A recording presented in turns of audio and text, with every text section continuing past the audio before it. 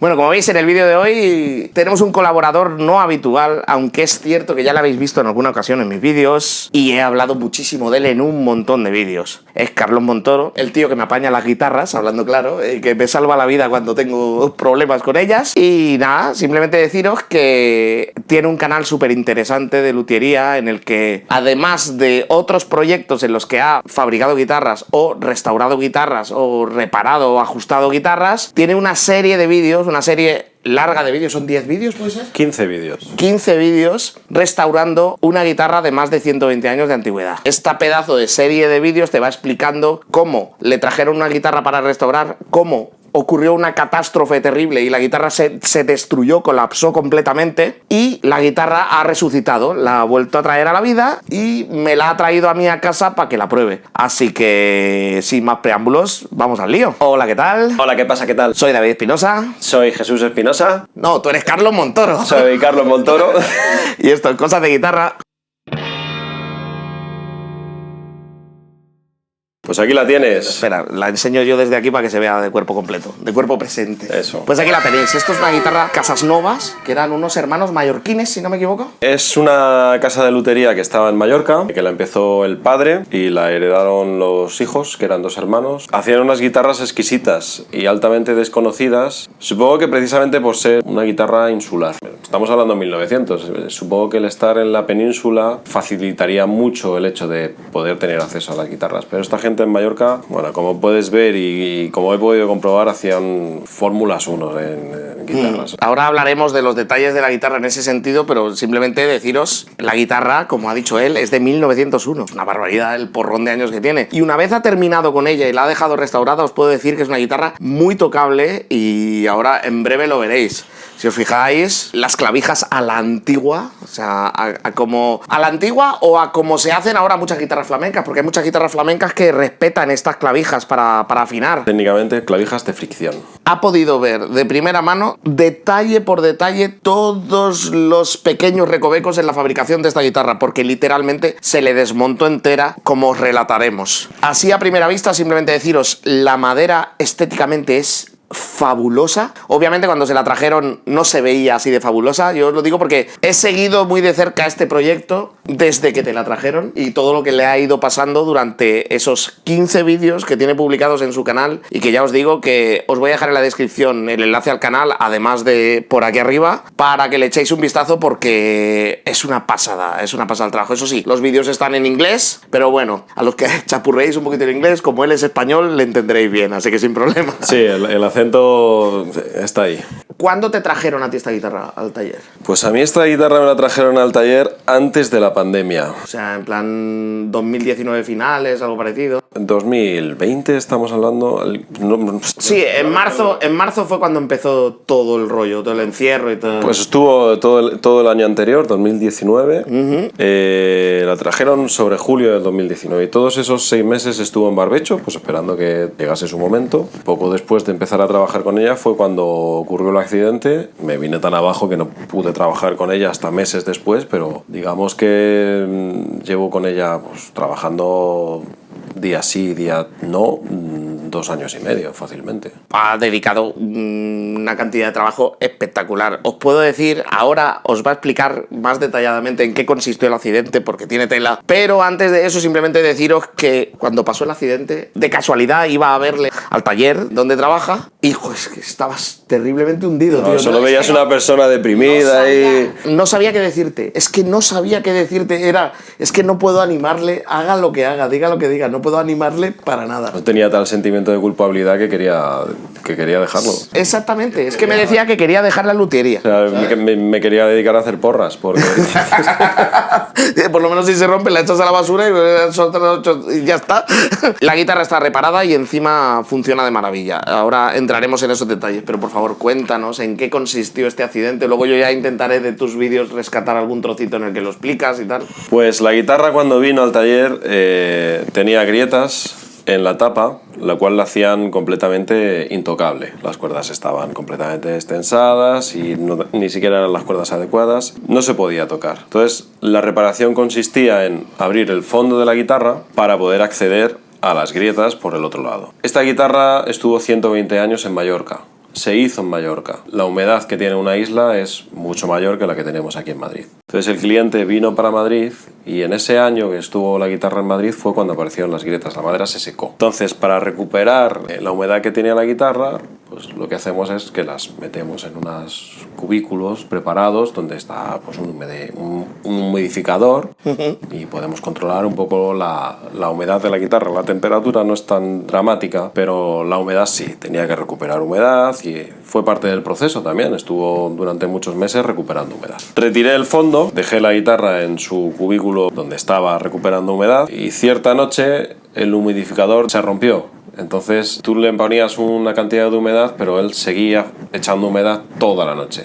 Estuvo toda la noche funcionando todo el rato. Entonces cuando yo llegué al día siguiente, el cubículo era todo humo, parecía que había habido unos rastafaris ahí, no se veía, o sea, literalmente no se veía la guitarra. Estas guitarras, hasta bien entrado el siglo XX, estaban todas encoladas con cola animal. La cola animal reacciona mucho con la humedad. A partir de cierto nivel de humedad, la cola se vuelve un gel y luego puede llegar a ser un líquido incluso. Entonces, toda la guitarra, dado que estaba el fondo abierto y toda la humedad podía acceder muy fácilmente también al interior, toda la guitarra se deshizo. Toda es prácticamente toda. La unión del fondo, el binding, los aros estaban completamente separados de la tapa. Lo único que sobrevivió fue la unión del mástil con la tapa y del mástil con los aros. Y ciertamente todo el día pasaban y los trastes, pero todo, absolutamente todo lo demás, el puente, todo el baretaje interior, todo se despegó. Luego hay una cosa que tenéis que tener en cuenta. Voy a acercarlo a ver si se ve bien, pero si os fijáis en el binding de la guitarra, son muchas piezas de madera finísimas. Si os fijáis, hay como 5 piezas de madera distintas en la unión, sí. ¿Veis? Una fina lámina de madera clara intercalada con una fina lámina de madera oscura. Todo eso son piezas independientes de madera. Todas ellas se despegaron. Claro, a mí cuando me lo enseñó, yo lo que veía era un montón de varillas de madera suelta, como si fueran restos de muelles o algo así, ¿sabes? La unión que tiene por dentro la guitarra, tanto en la tapa como en el fondo, son zoquetillos. Normalmente ahora se coge una tira de madera, se le hacen cortes, con lo cual genera flexibilidad y se hace todo una pieza entera que sustenta el fondo y los aros. En este caso, el zoquetillo estaba cortado pieza a pieza y encolado pieza a pieza. Cada una de esas piezas estaba separada. Había algunas que estaban juntadas, pero había 3 juntos a lo mejor. Y tuviste que deshacerlo igual, tuviste que volver Te puedo decir que, porque tuve que rehacer las de las tapas, las pude reutilizar las originales, las del fondo no, y además fue por culpa mía. Te puedo decir que había 120 piezas. Uf, ya ves. O sea, son 120 en el fondo, 120 aproximadamente en la tapa. Pero yo creo que al final el tiempo me ha dado la razón. Y a pesar de que siempre este trabajo va a tener un sabor agridulce, porque todo esto que ha pasado le ha dejado muchas cicatrices a la guitarra, las cuales no tenía cuando llegó al taller, bien es cierto que cuando la tocas y la pruebas y la sientes, te hace sentir que mereció la pena. O yo tengo esa sensación. Sí. Lo que hemos estado hablando antes, porque hemos grabado también un fragmento para el vídeo de su canal, hemos estado probándola para el otro vídeo y me ha sorprendido lo fácil que se toca, lo bien ajustadita que está. Lo recto que está el mástil. Sí, muchísimo. La acción de las cuerdas es perfecta. Es de una comodidad que parece mentira que estemos hablando de una guitarra de 120 años. Cuando le das la guitarra a un cliente y ese cliente toca la guitarra y sigue tocando y sigue tocando, entonces tú ya intuyes que has hecho bien tu trabajo. Porque cuando alguien está incómodo con la guitarra, enseguida te dice esto por aquí, esto por allá, o no te dice nada, pero la suelta enseguida, hablando claro. Y la suelta. Y la sensación que tiene todo el mundo, lo que yo estoy viendo cada vez que alguien prueba la guitarra, que bueno, en realidad tú eres la segunda persona que la prueba detrás de mí, es que quieres seguir tocándola. O sea, no solo es un trocito de historia que merecía la pena preservar, sino que además es una guitarra muy tocable y que merece la pena tocarla todos los días. Dices, vale, es una guitarra que tiene más de 120 años. Me la restauras, me la dejas bonita, la cuelgo en una pared y me olvido de ella. O la dejo de adorno en algún sitio, tal. Pero no. O sea, es más tocable que mi guitarra clásica habitual, la que yo utilizo habitualmente. Se toca más fácil esta. Probablemente usaría más la otra porque la caja de resonancia es un poco más grande, porque está electrificada y además tiene tanto piezo como micrófono en el interior de la caja y entonces puedo, para mis grabaciones me viene mucho más cómodo porque puedo meter 3 pistas de grabación solo con esa guitarra, pero la realidad es que tocando con esta me he sentido más cómodo que con mi propia guitarra, y mi guitarra es buena, ¿eh? No estamos hablando de una guitarra española de 80 euros, no, estamos hablando más bien de una guitarra de, pongamos, 1.800 euros, y en una española no es barato, 1.800 euros, ¿eh? Bueno, es más, tu guitarra española también la ajusté yo. Sí, si ves el lateral y veis la parte trasera de la madera, un nudo, un dibujo fabuloso, que muchas guitarras de ahora ya lo quisieran, ¿eh? No le pongo ningún pero, es una guitarra que perfectamente podría usar del día a día al nivel de cualquier otra de mis guitarras, o incluso más en ciertos aspectos. Dices, no la han restaurado para que se convierta en una guitarra de adorno, esto es una guitarra totalmente tocable, ¿eh? Una cosa que hay que decir es que esta guitarra es una guitarra de escala normal, es una guitarra de 4 cuartos. Lo que tiene pequeño, y por lo cual parece una guitarra de 3 cuartos, es el cuerpo, sí, las dimensiones del cuerpo, lo que es esto. Pero lo que es la distancia entre la cejuela y el puente es muy parecida a una guitarra de las de ahora. ¿Por qué tiene el cuerpo pequeño? Porque el amigo Antonio de Torres, allá por el 1800, la segunda mitad del siglo XIX, fue el que estandarizó el tamaño de cuerpo que todos identificamos ahora en la guitarra española. Pero la transición hacia esa estandarización llevó un tiempo, y evidentemente a Mallorca, pues estando tan lejos, sí, pues llegó un poco más tarde.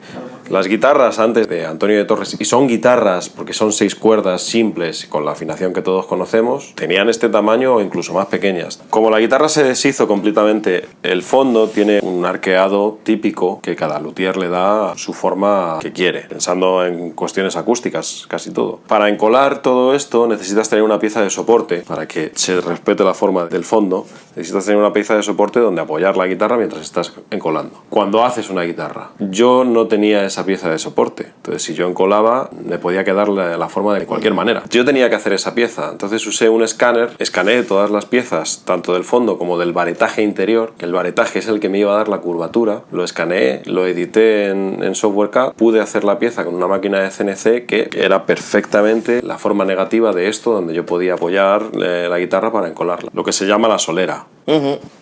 Esa pieza se llama solera, pero la solera es una cosa que se hace antes de hacer una guitarra, no cuando ya tienes una guitarra. Claro. O sea, tú fabricaste una solera, pero teniendo en cuenta la guitarra ya fabricada, o sea, Eso de una es. manera totalmente poco habitual. Una solera que llevó unos cuantos meses en hacer, que es para esta guitarra y que ya no se va a usar nunca más. Una guitarra Casas Novas en buen estado yo las he visto por 13.000 euros, o sea, estamos hablando...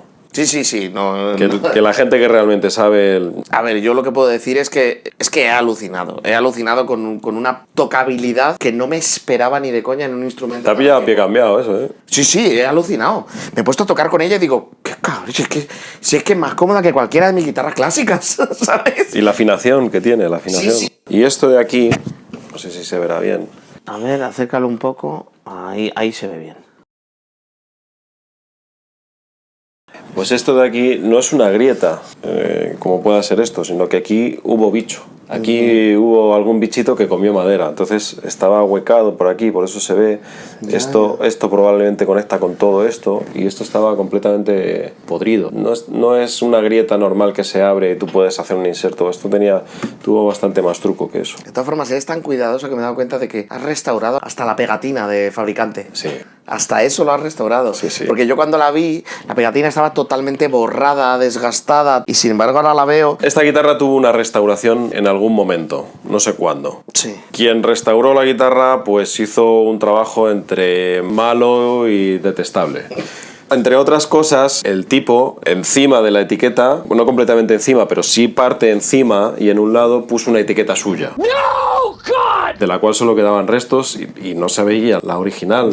Estaba completamente sucia y desgastada, y con la etiqueta otra ya desgastada también encima. Y todo eso lo limpié, claro. He procurado no dejar rastro de sus maldades. Con todo el respeto también hay que decirlo, que no es fácil. Pero, niños, nunca restauréis una guitarra con cola blanca. La cola que has utilizado para pegar, hubo un montón de trabajo ahí también, ¿eh? Y tener que retirarla y volver a aplicar de nuevo y todo, ¿no? En las guitarras hasta bien entrado el siglo XX no había otra cola que no fuese fuese cola animal.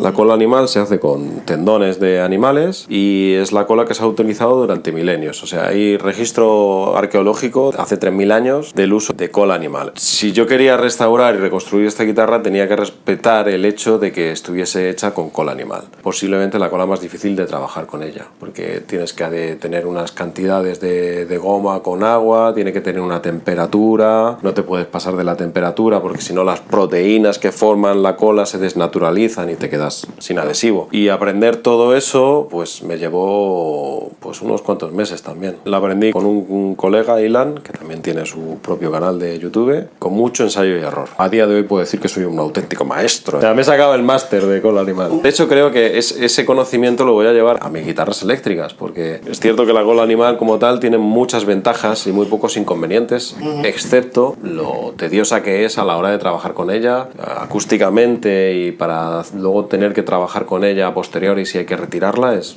lo mejor.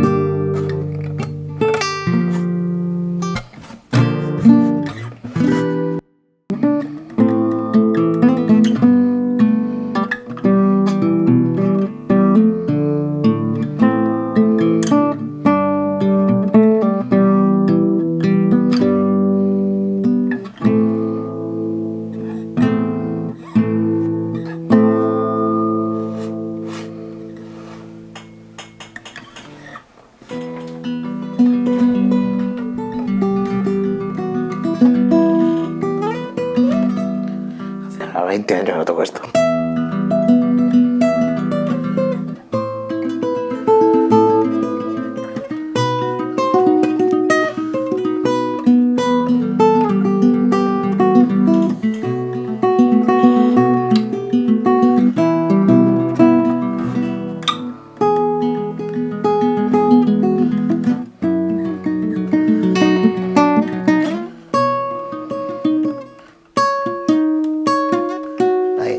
Coge tu guitarra, tocas acorde. Me va a costar más con la mía, ¿eh?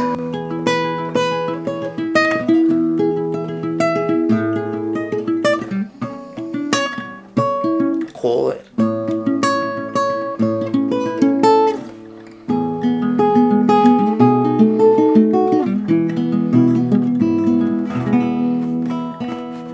Suena espectacular. Dijo una frase un día Wilbur Martos, colega nuestro, músico espectacular y luthier espectacular también, y persona espectacular por encima de todo.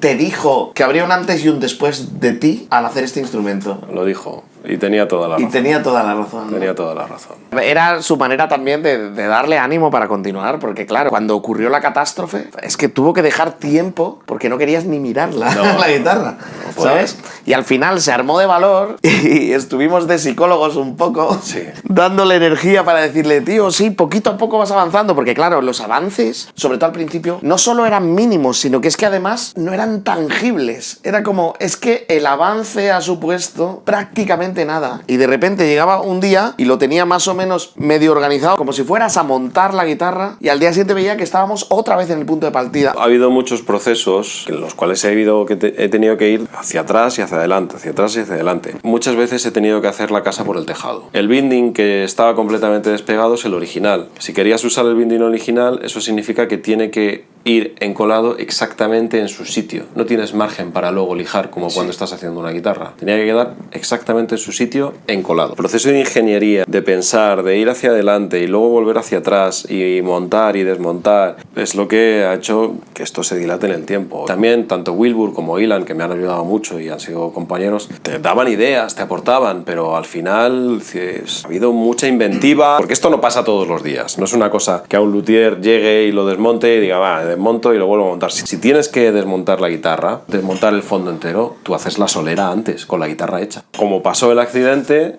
todas esas herramientas, todo eso que se podía haber previsto, no se podía hacer. Inventando sobre la marcha, porque era una situación que no solo no se te había dado nunca a ti, sino que probablemente se le ha dado a muy, muy poca gente. Eso te lo dificulta aún más. Pero tampoco puedes pedir consejo a otras personas porque no les ha ocurrido. Entonces no pueden hablar desde la experiencia. Eso es. Pueden ayudarte a tener ideas. Eso es. Pero nunca hablar desde la experiencia. Eso Sí, es yo complicado. cuando se lo contaba a algún compañero luthier decía, qué putada.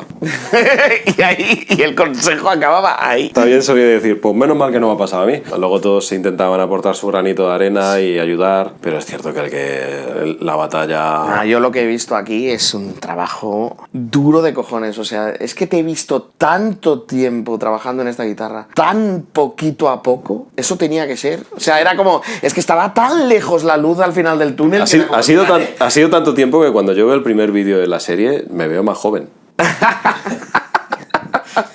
Esta guitarra tiene un cliente detrás. Tiene un cliente al cual hay que agradecerle la confianza y la paciencia que ha tenido. Y la comprensión también. Y la comprensión que ha tenido. Porque es un jarro tener... O sea, yo me imagino cuando tú tuviste que comentarle lo que acababa de ocurrir. Qué llamada más complicada, ¿eh? De hecho, no lo llamé según acabó de ocurrir. Tuve que esperar un par de semanas ¿Para prepararte? A coger las pelotas y llamarle. Ya ves. Explicarle lo que había pasado. Ya ves. Así que desde lo más profundo de mi corazón, Julio, muchas gracias por tener tanta paciencia y por creer que este día iba a llegar. Realmente ha llegado. Ya ha llegado. La guitarra está de maravilla. Es súper tocable. Que si la tengo que llevar a concierto mañana, la llevo a concierto, ¿eh? Que se va a portar bien, que no se me va a desafinar para nada, que su ajuste es perfecto, que no es nada agotador tocar con ella. Suave, cómoda. Es una guitarra totalmente funcional. No solo que sea una guitarra, una pieza histórica, sino que además te vas a acordar de ella. Yo personalmente me voy a acordar de ella por lo bien que se toca. Sí, y por lo bonito que suena. El hándicap que tiene al no tener el cuerpo de una guitarra normal es pues eso, que es un poquito más pobre en las bajas frecuencias. Sí. Y que el volumen que tiene no proyecta tanto. Pues digo yo que ya estaría todo el pescado vendido, ¿no? El caso está cerrado, señoría. Dale, sed bueno. Portado bien, Jesús. Una silla muy cómoda la tuya,